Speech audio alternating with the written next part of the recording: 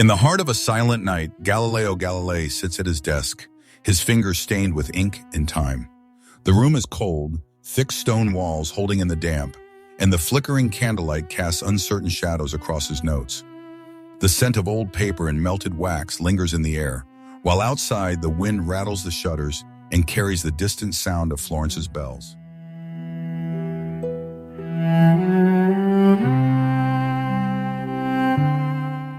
Galileo listens, every fiber of his body tense, as if the whole world is holding its breath with him.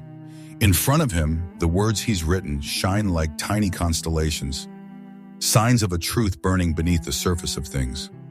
But now, in this suspended moment, the voice of authority slips between his ribs, cold and sharp as a blade. It has no face, no clear voice.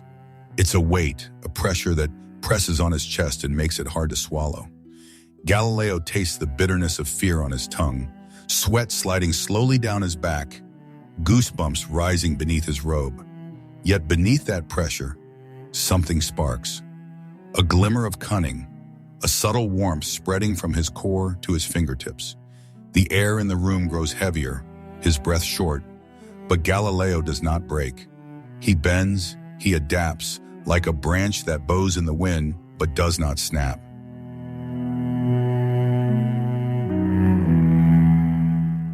On the day of his abjuration, the tribunal hall is thick with smells, incense, sweat, old wood. The judges sit rigid, their robes black as night. Galileo feels the cold marble beneath his feet, his heart pounding. A solemn voice reads the charges, and the silence is heavy as stone. Galileo Galilei, you are accused of claiming that the earth moves around the sun, against Holy Scripture. The words echo through the hall. Galileo lowers his gaze, his hands trembling. Then, in a low but steady voice, he recites the formula of abjuration.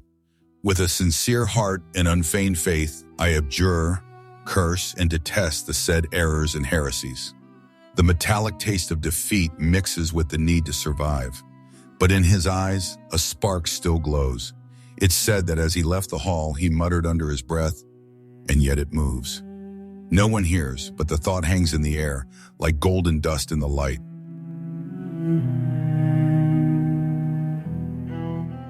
In the days that follow, house arrest is a prison of stale smells, cold and damp walls, footsteps echoing dully on stone floors. But it's also a secret space, where the mind moves freely, where ideas flow like water through his fingers, invisible and unstoppable. Galileo feels the weight of eyes watching him, the hot breath of authority on his neck. But beneath the surface, his cunning works in silence.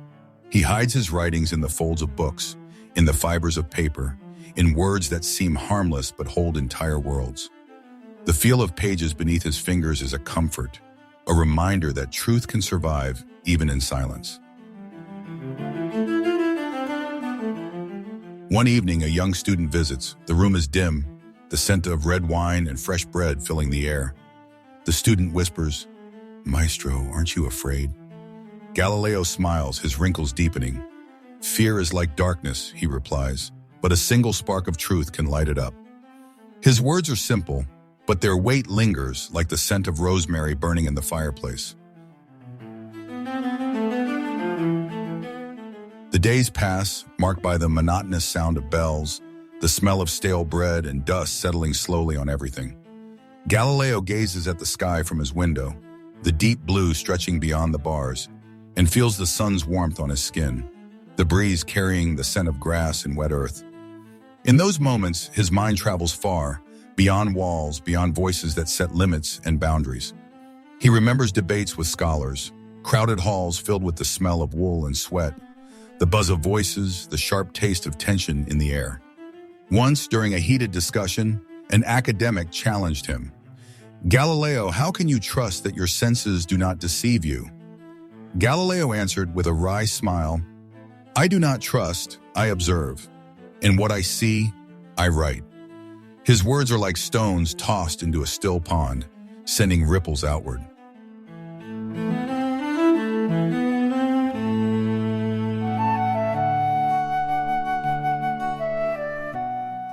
In his final years, solitude is a rough blanket on his shoulders, silence a faithful companion.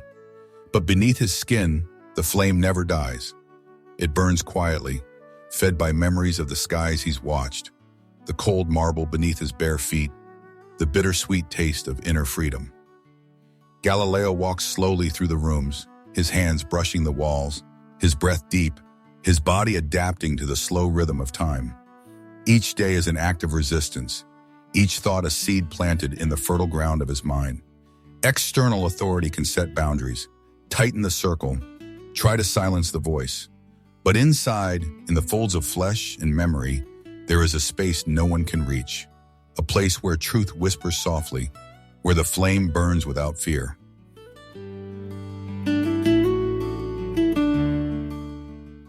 In this space, Galileo is not alone.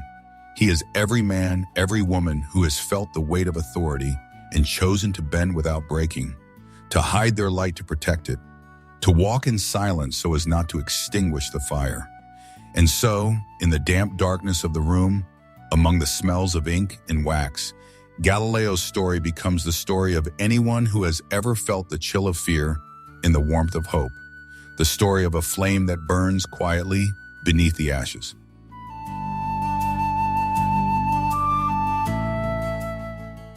Hey, don't forget to share your thoughts in the comments. Everyone will appreciate it, and it'll be a pleasure for you to share. Thank you.